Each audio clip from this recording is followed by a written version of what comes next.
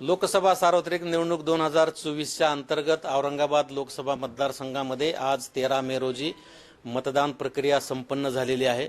संपूर्ण लोकसभा मतदारसंघातील 2040 मतदान केंद्रावर अत्यंत सुरळीतपणे आणि शांततेत मतदान प्रक्रिया संपन्न झालेली आहे।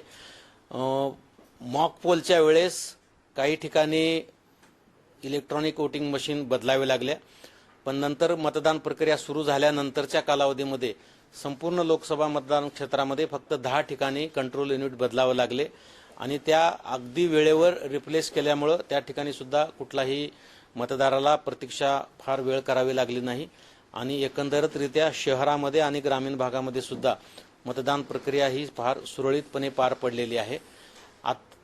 6 वाजताची मतदानाची वेळ संपल्यानंतर मतदारसंघामध्ये जवळजवळ 16 ते 18 ठिकाणी मतदान प्रक्रिया उशिरापर्यंत चालू होती, कारण 6 वाजेच्या वेळेस त्या ठिकाणी मतदार येऊन रांगेत उभे राहिले होते।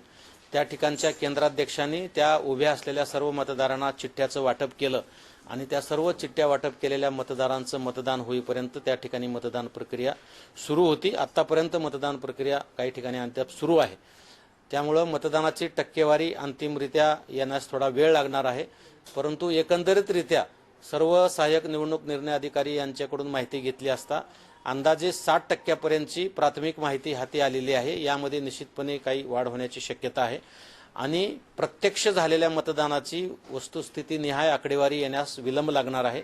जशी आकडेवारी आमच्याकडे प्राप्त होईल तशी आम्ही जाहीर करू। या मतदान प्रक्रियेमध्ये ज्यांनी सहकार्य केलेलं आहे, प्रत्यक्ष अप्रत्यक्ष, त्या सर्वांचं मी मनापासून अभिनंदन करतो।